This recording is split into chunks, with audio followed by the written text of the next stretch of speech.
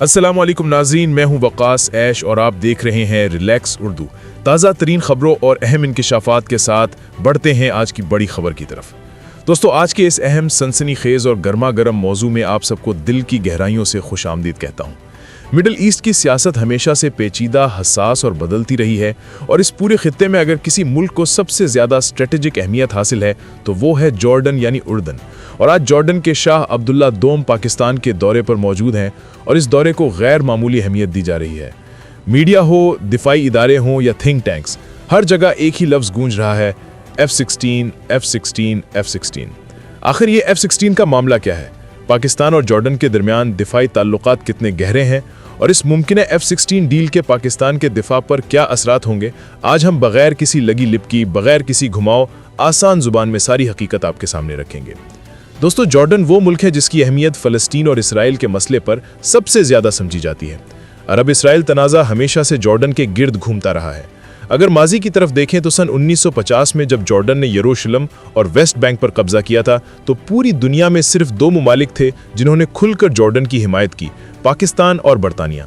आप खुद अंदाज़ा लगाएं, ये वो वक्त था जब मुस्लिम दुनिया कमज़ोर थी, अरब मुमालिक तकसीम थे, मगर पाकिस्तान खड़ा था जॉर्डन के साथ। यही वो बुनियाद थी जिस पर दोनों मुमालिक के मजबूत ताल्लुकात उस्तवार हुए। फिर 1967 की अरब इसराइल जंग आई, वो जंग जिसने पूरे मिडिल ईस्ट का नक्शा बदल दिया। जॉर्डन इस जंग में अपनी कई अहम स्ट्रेटेजिक पोजीशंस खो बैठा, जिनमें यरूशलेम भी शामिल था। इसके बाद जॉर्डन और इसराइल के ताल्लुकात दहाइयों तक कशीदा रहे। फिर 1994 में सदर बिल क्लिंटन के दौर में एक बड़ी तब्दीली आई जब दोनों मुमालिक के ताल्लुकात नॉर्मलाइज हुए।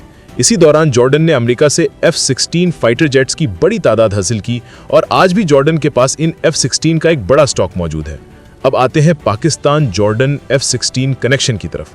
दोस्तों, ये बात बहुत कम लोगों को मालूम है कि 2014 में पाकिस्तान ने जॉर्डन से 13 F-16 खरीदे थे, E और B सीरीज के।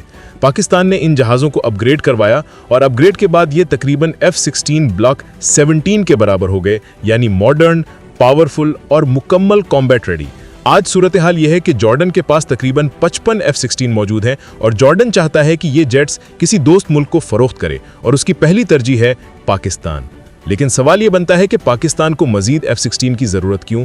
क्या पाकिस्तान के पास पहले ही F-16 स्क्वाड्रन नहीं? दोस्तों, असल बात अब शुरू होती है। फाइटर जेट सिर्फ इसलिए ताकतवर नहीं होते कि उनमें क्या टेक्नोलॉजी लगी है, असल ताकत होती है उस पायलट की, उस एयरफोर्स की जो उन जहाज़ों को चलाती है। और लॉकहीड मार्टिन खुद ये बात मानती है कि अमेरिका के बाद अगर दुनिया में किसी मुल्क के सबसे प्रोफेशनल F-16 पायलट्स हैं तो वो पाकिस्तान एयरफोर्स में है। ये बात कोई दावा नहीं, ये हकीकत है।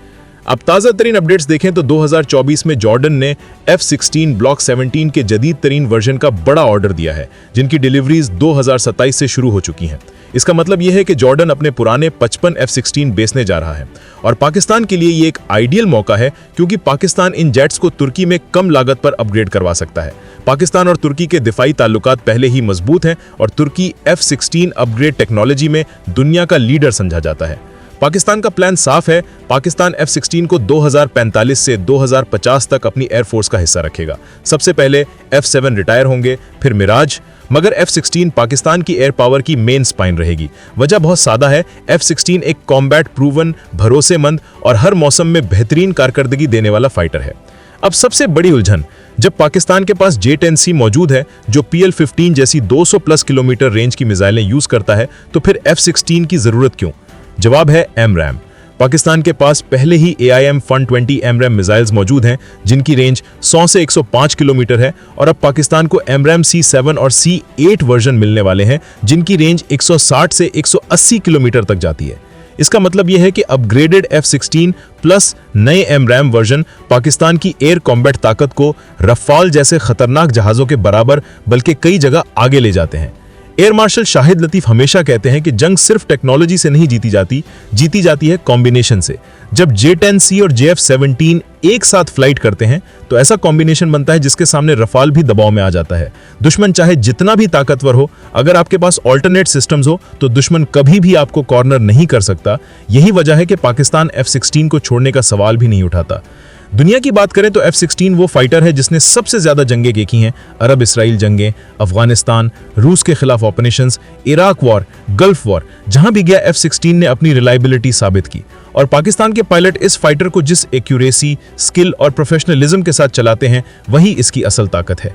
इसी वजह से जॉर्डन के पास मौजूद 55 F-16 E और B सीरीज में से काफी जहाज खरीदने में पाकिस्तान दिलचस्पी रखता है। जॉर्डन भी यही चाहता है कि ये जेट्स किसी ऐसे मुल्क को मिले जो काबिल एतबार भी हो, दोस्त भी हो और इन जहाजों की असल कदर भी जानता हो, और वो मुल्क पाकिस्तान है।